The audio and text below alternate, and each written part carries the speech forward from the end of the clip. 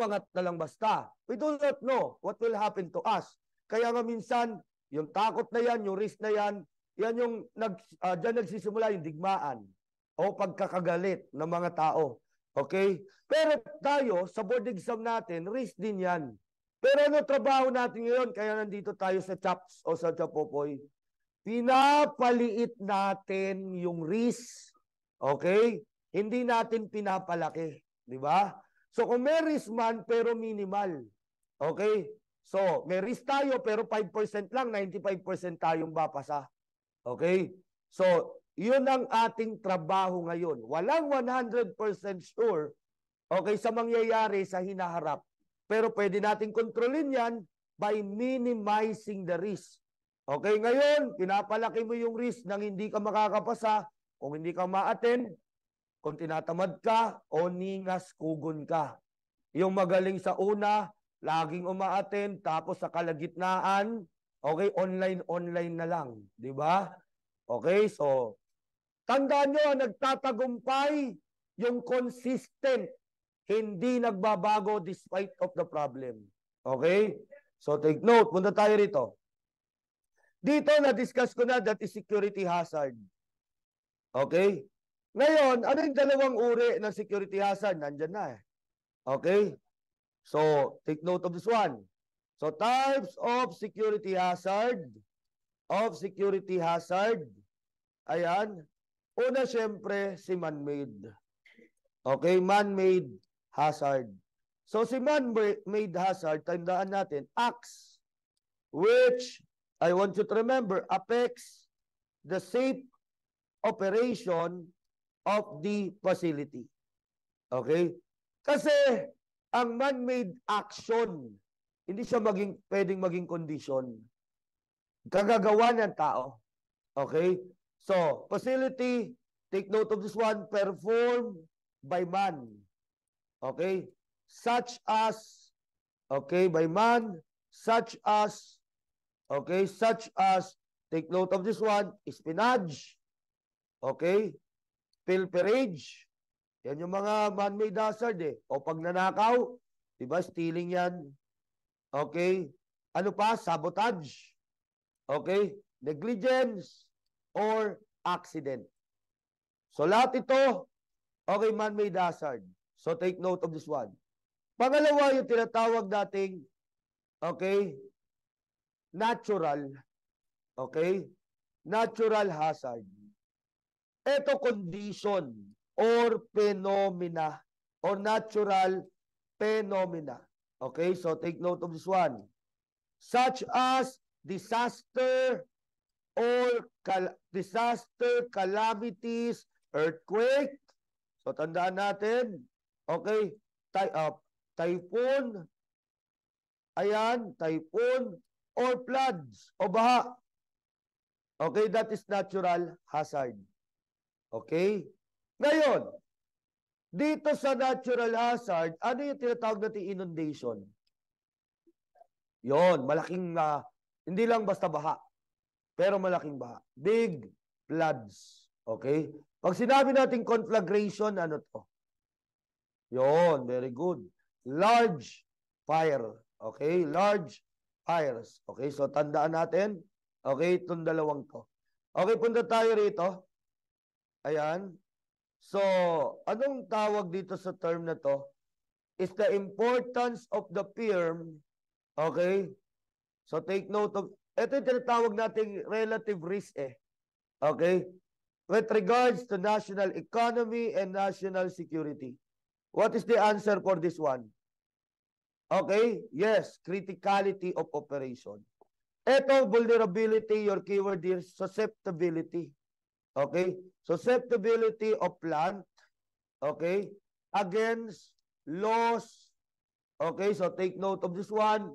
Okay?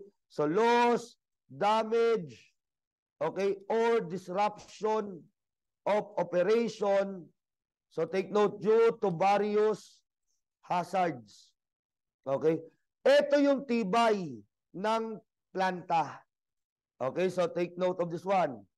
Pero when you talk about, okay, for example, punta tayo rito. Okay, subukan natin to. Ayan. Kapag relative criticality, kunyari, Meralco. Okay? So, take note of this one. Meralco. Ayan. Ang Meralco, katulad natin dito sa, take note, sa Maynila, hawak niyan, yan ang nagpapailaw sa Camp Crame. Okay? Camp Crame, CC. Siya rin ang nagpapailaw sa Camp Bagong Diwa o CBD. Okay? Pati na rin sa Camp Aguinaldo o CA. Lahat ng tatlong kampo na to guys, tandaan natin, ay mga, okay, may kinalaman sa ating national security. Okay? Take note.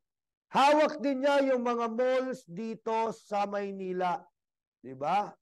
Hawak din niya yung mga factory rito.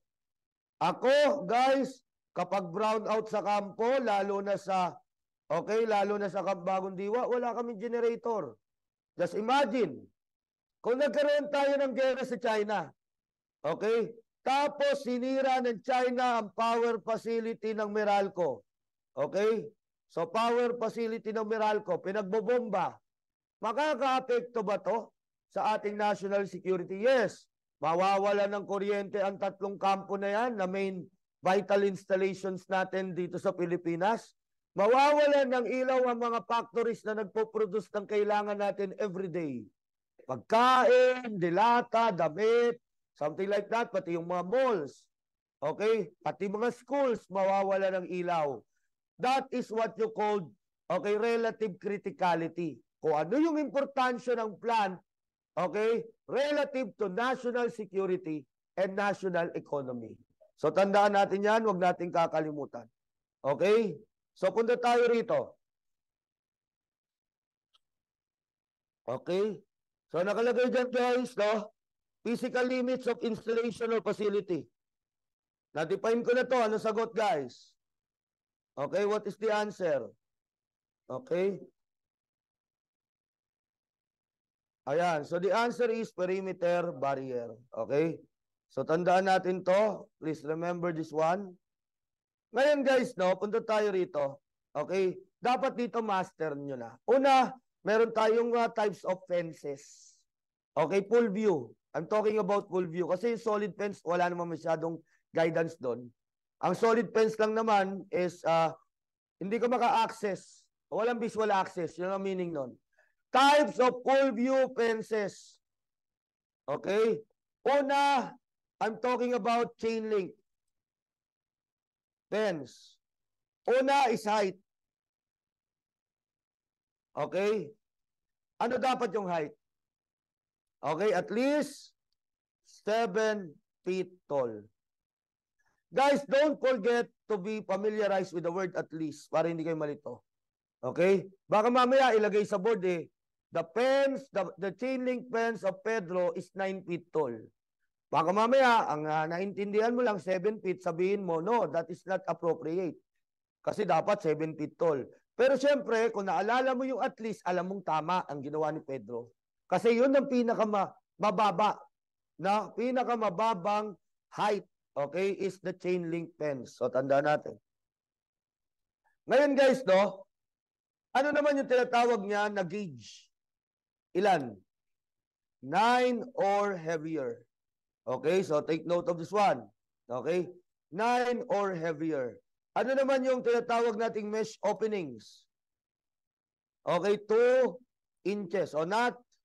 Okay, more than 2 inches. Okay, so tandaan natin. Okay, so please remember, tandaan tong mga to. Okay, punta tayo ngayon sa, okay, wire, okay, fence. Wait lang guys, biglang nawala. Biglang humina yung signal. Bigla ako na out. Ayun. Okay, share ko ulit.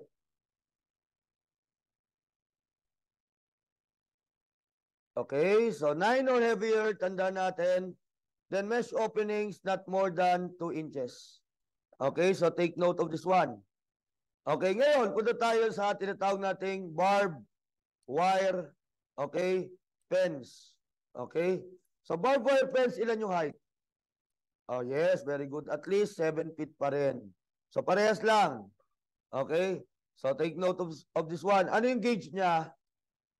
Ayun, very good. Gauge is 12 or heavier. Okay? So it must be double strand. Okay, twisted, tandaan natin, and have 4-point barb. Okay? So tandaan natin. So for example, guys, no? Okay? Ayan. So take note of this one. Okay? Ayaw ng pen function, no? Okay? So ayaw niya. Okay, so take note of this one, 4-point barb.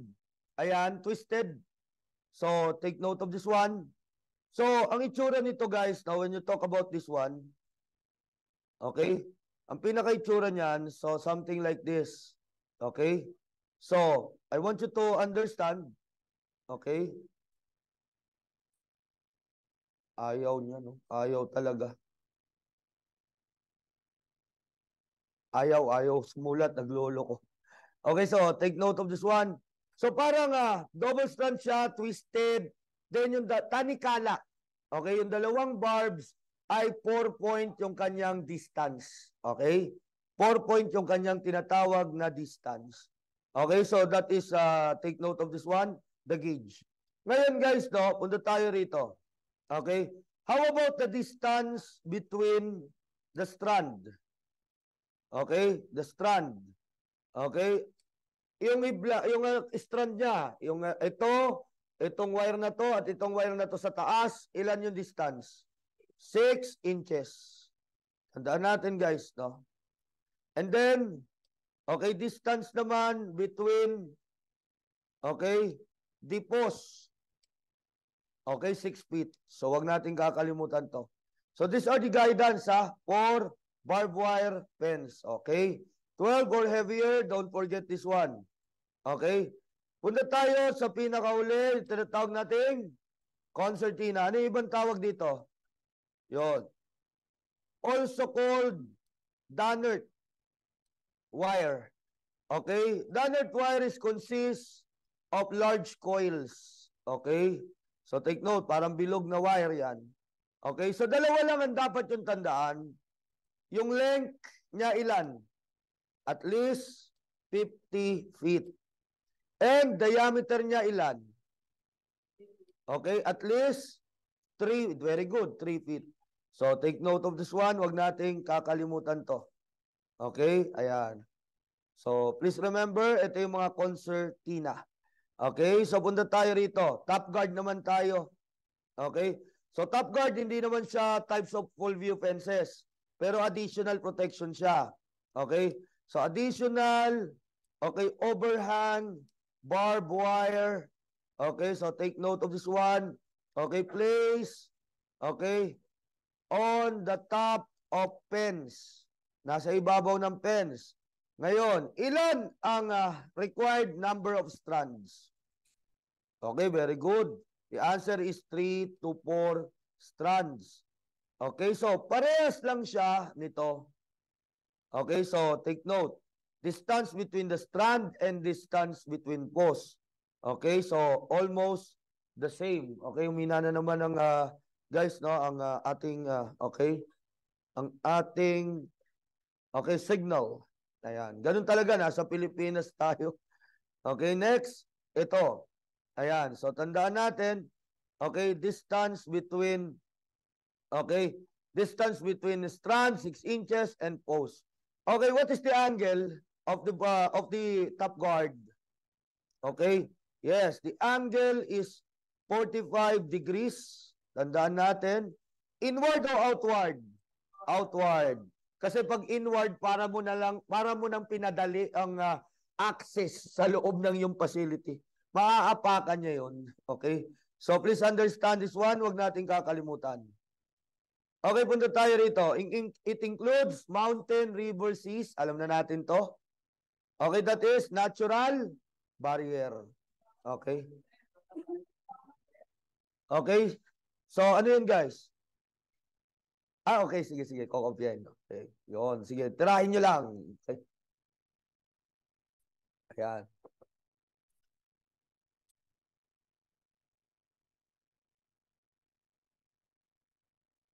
Don't worry, all of the things that we have discussed, dito lahat ipapasa sa inyo. Bonus pa, gusto nyo ba CDI? Di ba? Ganun din yung type, pero mas mahaba yun. Kasi marami akong tinype dahil kung ano yun pang final coaching. So, ibibigay ko sa inyo in advance. Okay? So, ayan. Kasi, although ngayon, nagtuturo na rin ako ng criminalistics, okay, pero talaga yung aking bread and butter is Leah and CDI that I have been teaching for 9 years. Okay? 9 na taon. Okay, so, pero sa ibang RC kasi, tulad sa Tugigaraw, o Sanggalano, St. Clair, okay, forensic science ako doon, puta awit. Kaya sumakit yung ulo ko eh. Okay, ayan, sumakit ang ulo ko bigla. Okay. So, punta tayo rito. Okay, so let us now proceed to this one. Okay, includes, ito, alam na natin, kahit nakapikit. Okay, so river, seas, natural barrier yan. So punta tayo rito, ito. Medyo nakakalito to, no? Medyo mali yung question. Kasi yung chain link, isang type of full view fence yan. Pero nakalagay lang, mesh openings of 2 inches. The answer must be chain link fence. Pero dahil walang chain link, fence na lang. Okay? So, ito, additional overhang barbed wire. Alam na natin. Okay? So, take note, the answer is top guard. Okay? So, we have already discussed this one. Okay? Type of barbed wire form in large coil. So, concertina or Dannert wire. Ito guys, located to at the main perimeter entrance. Ito parang guardhouse, di ba? Kapag sa gate, may makikita kang maliit na entry station o guard station. Ito, dito, mahalaga to. We have to discuss itong, obstructed area, take note, maintain on both sides of the perimeter barrier. Ano sagot? Clear zone. May dalawa tayong guidance dito. Okay? Yes, very good. And take note of the inside and outside, Okay? Una, yung tinatawag nating 20 feet. Okay? So, take note of this one. 20 feet is the distance. Okay? So, take note of this one. Between, I want you to remember, perimeter barrier, okay, and exterior structure. Okay? So, ito outside. Okay? Sa labas ng barrier. Okay? So, next is 50. Okay? Feet. Okay, ito naman, yes, distance between perimeter barrier pa rin, okay, and structure, okay, within, okay, protected areas. So, nasa loob ng protected areas or inside. Okay, so please understand. Okay, so, ayan. Wala talaga ayaw. May line break eh. I don't know what is the line break na sinasabi nitong WPS na to. Okay? So, ayan. Siguro yung gumawa ng WPS, hindi mahal ng mama niya. Okay? Ayan.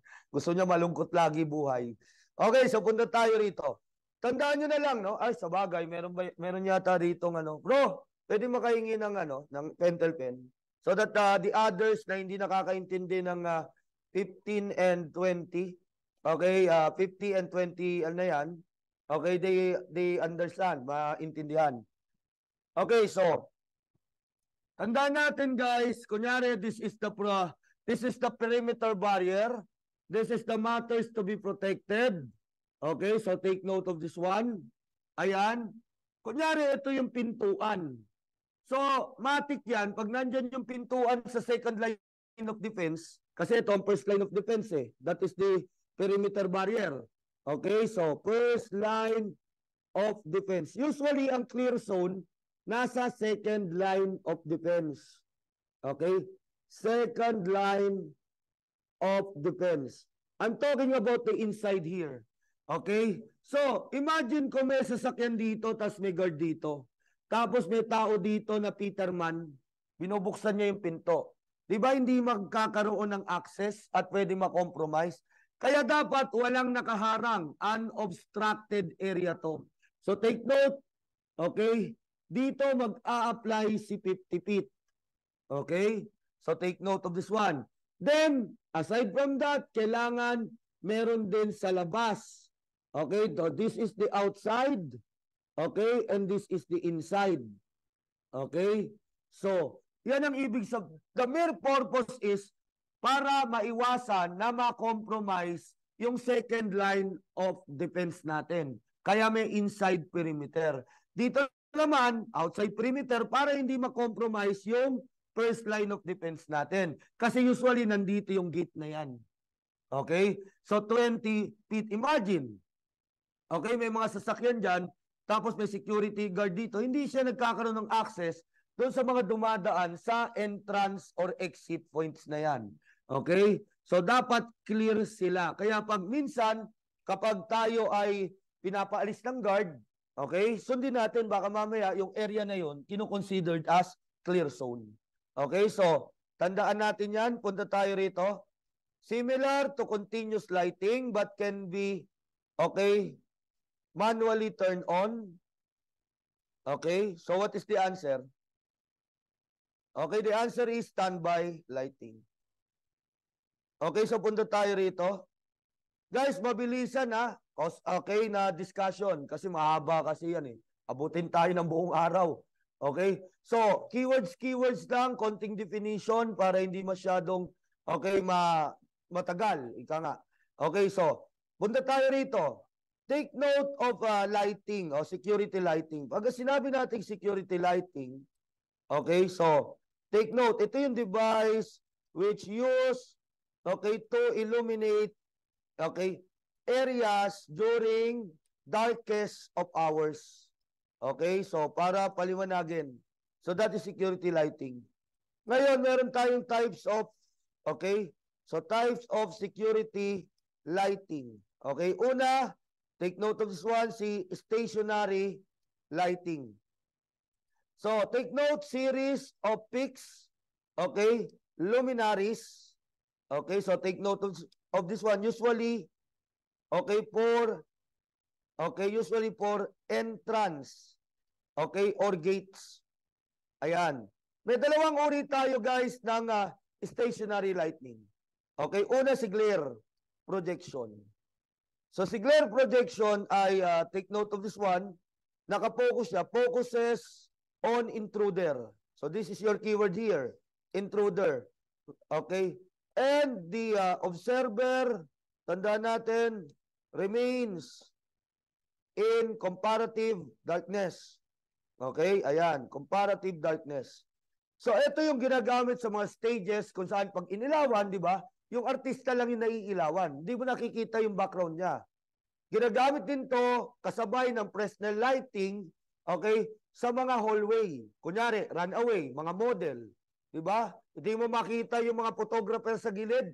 Ang nakikita mo lang yung model na naglalakad. Kasi ang ginagamit, glare projection. Yung taong tinatamaan lang ng ilaw, yun lang ang nagliliwanag. Yun lang nagiging visible. Okay? So next is, yung tinatawag natin guys na controlled lighting. Ang controlled lighting focuses on a pile of items, rather than background. So tandaan natin. So that is controlled lighting.